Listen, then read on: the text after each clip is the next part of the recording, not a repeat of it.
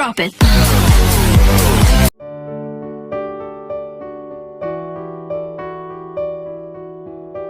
Assalamualaikum warahmatullahi wabarakatuh. Salam, Om Swastiastu, Namo Buddhaya, salam kebajikan untuk kita semua. Yang terhormat Dewan Juri, Moderator, serta Dewan Pemerintah yang kami banggakan.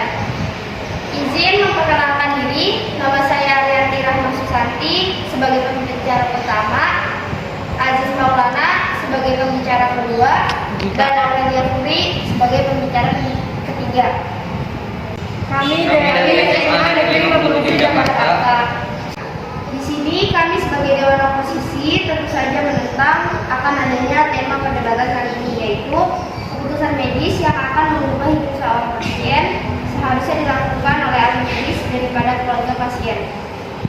Dewan Juri yang terhormat serta Dewan Pemerintah yang kami banggakan bersumber dari penjelasan Dr. Nurul Falah dalam artikel Alam Medika menjelaskan bahwa di dalam ilmu kedokteran khususnya pengambilan keputusan medis ada prinsip shared decision making atau SDM yang merupakan pengambilan keputusan bersama antara ahli medis dan pasien atau bisa diwariskan oleh keluarga.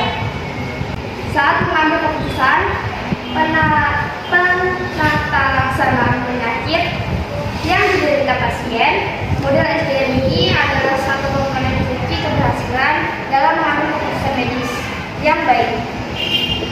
Proses yang harus dijalani oleh dokter dan pasien ini bertujuan agar dapat mengambil keputusan bersama dalam memilih pemeriksaan, terapi, dan perencanaan perawatan lainnya.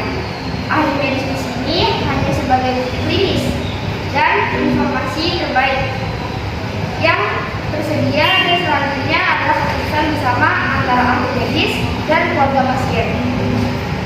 Secara teori, terdapat 4 model dalam pengambilan keputusan medis yang disesuaikan dengan peran dokter sebagai individu yang menyediakan layanan medis, yaitu model paternalistik, model informatif atau informant decision making, model dokter sebagai agen, dan model sharing. Model paternalistik adalah sikap dokter yang memutuskan diri tanpa mempertimbangkan keinginan atau kebutuhan pasien. Namun, model ini sudah sangat tidak cocok dengan tradisi praktik kedokteran saat ini. Model ini hanya cocok digunakan pada kondisi emergensi. Model informatif menempatkan dokter sebagai seorang ahli yang berkompeten dan berkewajiban dalam memberi penjelasan tuntas atas pilihan-pilihan. Kemudian, keputusan dilakukan oleh pasien sendiri. Pada model dokter sebagai agen, dokter yang membuat keputusan setelah memberikan informasi kepada pasien. Sedangkan model sharing memungkinkan diskusi antara dokter dan pasien dalam memutuskan langkah medis setelahnya. Sekian, terima kasih. Assalamualaikum warahmatullahi wabarakatuh. Salam sejahtera bagi kita semua. Saya Aziz Maulana sebagai pembicara kedua tentunya menolak akan tema perdebatan kali ini. Memasuki argumen saya yang pertama, di mana seorang dokter seringkali memilih perlakuan kepada pasien jauh sebelum mengetahui penyakit yang muncul, dan tanpa memberikan informasi yang adekuat kepada pasien. Padahal proses pengambilan keputusan bersama antara dokter dan pasien penting untuk meningkatkan rasa percaya pasien kepada dokter, sehingga nantinya dapat menghindari terjadinya kesalahan komunikasi yang berujung pada medical error ataupun kasus malpraktik. Model penerapan SDM dapat dianggap sebagai pola hubungan dokter dan pasien yang paling ideal. Melalui hubungan yang bersifat sharing resiko, terjadi medical error berkurang karena pasien menjadi lebih kritis. Suatu penelitian merekrut 804 orang dewasa di Amerika Serikat untuk dilakukan survei eksperimen simulasi terkontrol acak menggunakan sketsa klinis tanpa SDM singkat, serta SDM menyeluruh. Semua informasi yang diberikan identik, termasuk keputusan klinis akhir dan hasil merugikan yang terjadi. Tetapi tiap peserta secara random diberikan satu sketsa klinis dari 3 pilihan SDM. Hasil penelitian ini menunjukkan peserta yang terpapar SDM baik singkat maupun menyeluruh 80% lebih kecil kemungkinannya untuk melapor atau menghubungi pengacara daripada mereka yang tidak terpapar SDM. Peserta yang terpapar SDM, baik singkat maupun menyeluruh, memiliki kepercayaan yang lebih tinggi kepada dokter, menilai dokter lebih tinggi, dan lebih tidak menyalahkan dokter untuk hasil yang merugikan.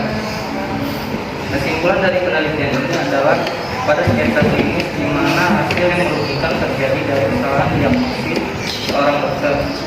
Penggunaan pengambilan keputusan bersama atau self decision making dapat mempengaruhi persepsi pasien terhadap kesalahan dan kewajiban dokter. Sekian, terima kasih. Assalamualaikum warahmatullahi wabarakatuh. Salam sejahtera bagi kita semua.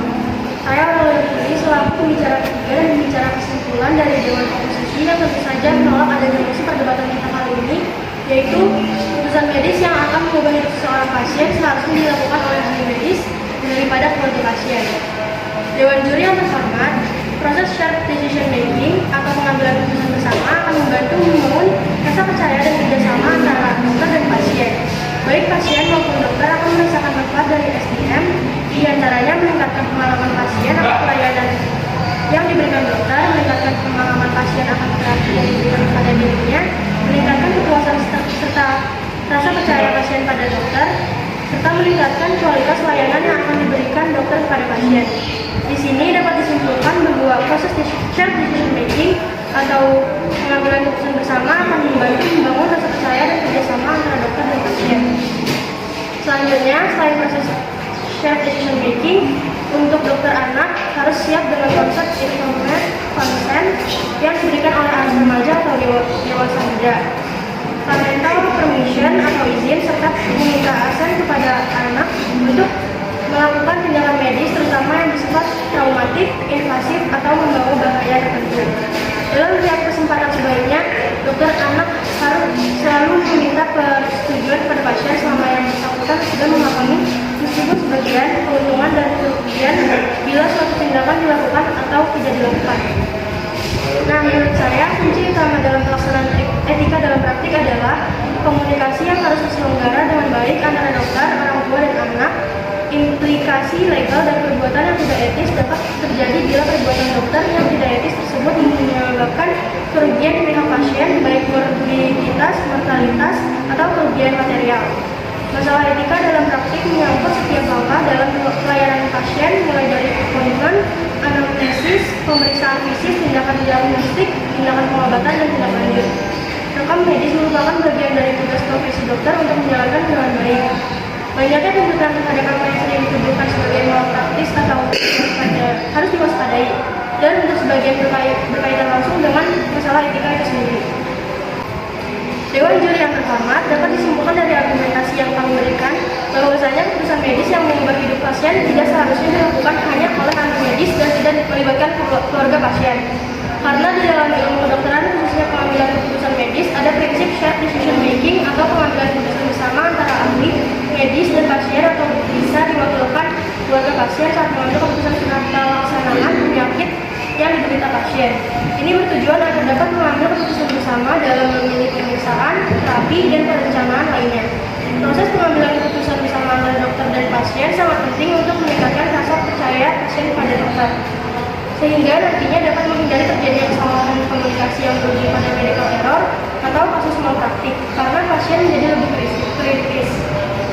Dan kami Dewan Oposisi mengajak Dewan Juri dan Dewan Pemerintah untuk duduk bersama kami sama-sama menolak mosi perdebatan kita pada hari ini. Sekian, terima kasih.